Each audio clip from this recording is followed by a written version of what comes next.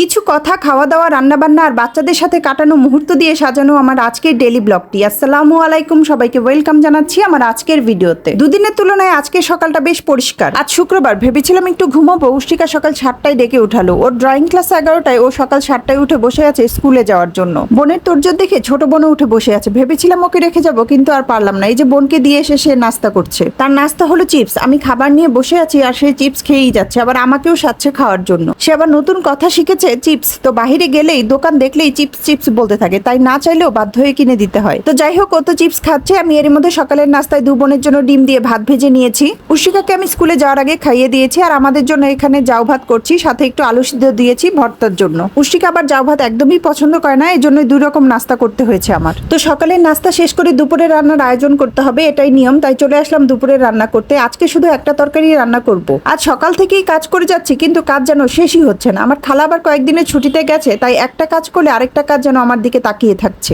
সংসারে যে মানুষগুলো আমাদের সাহায্য করে, তারা 2-1 দিনের জন্য ছুটিতে গেলে বোঝা যায় তারা আমাদের জন্য কতটা জরুরি। তো যাক, দুপুরে আলু দিয়ে মুরগির মাংস রান্না করব। এজন্য প্রথমেই কড়াইতে তেলে পেঁয়াজ, এলাচ, দারচিনি আর তেজপাতা দিয়ে একটু ভেজে নিয়েছি। এরপর এতে আদা, রসুন, জিরা বাটা, হলুদ, মরিচ, ধনে গুঁড়ো আর লবণ দিয়ে ভালো করে মশলাটা কষিয়ে নিব। একটা মায়ের কাছে আদর, ভালোবাসা, শান্তির নাম হচ্ছে তার সন্তান। একটা মায়ের সাথে 5 মিনিট গল্প করে দেখবেন, সে 4 মিনিটই তার বাচ্চাদের নিয়ে কথা বলবে। একটা মা তার বাচ্চার জন্য যতটা না কোমল হতে পারে, তার চেয়ে বেশি শক্ত হতে পারে। একটা মায়ের কাছে জীবনের সবচেয়ে বড় দুর্বলতাই হচ্ছে তার সন্তান।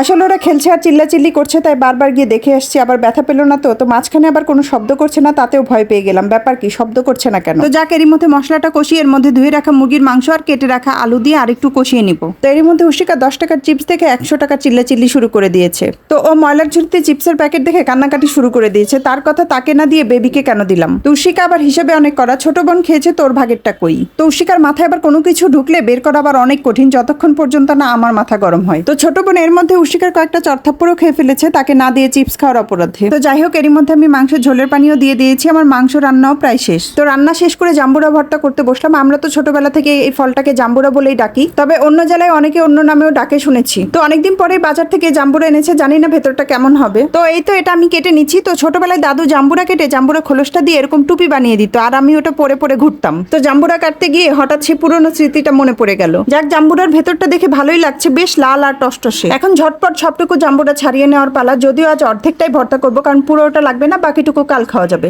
গরমের দুপুরবেলা এরকম টক জাতীয় ফল মাখিয়ে খেতে কিন্তু ভালোই লাগে। তো এর মধ্যে একটা কাঁচামরিচ হাত দিয়ে ডলে নেবো, এতে কিন্তু ভর্তায় কাঁচামরিচের ফ্লেভারটা ভালো আসে। আর দিব লবণ। বাস এই আমার উপকরণ, এখন শুধু মাখানোর পালা। পারলে আপনাদের সবাইকে নিয়েই খেতাম, পারলাম না, তাই একা একাই খাচ্ছি। আজকের ভিডিও থেকে এখানে বিদায় নিচ্ছি। কথা হবে নতুন কোনো ভিডিওতে। সে পর্যন্ত ভালো থাকবেন সবাই। আল্লাহ হাফেজ।